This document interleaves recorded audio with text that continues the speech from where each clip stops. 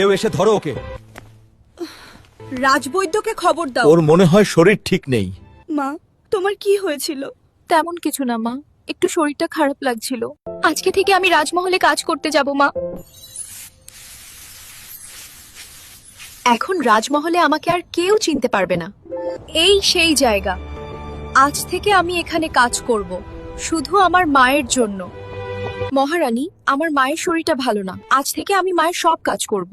ওহ, দাসীর মেয়ে তো দাসীই হবে। আচ্ছা, তুই আরো ভালো করে কাজ কর। তোর কাজই তো এটা, দাসীর মেয়ে তো দাসীই হবে।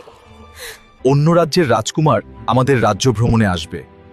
তার যদি তোমাকে ভালো লাগে, আমরা তোমার সাথে তার বিয়ে ঠিক করব। আপনি আমার জন্য যে সিদ্ধান্ত নেবেন আমি সেটাতেই রাজি বাবা।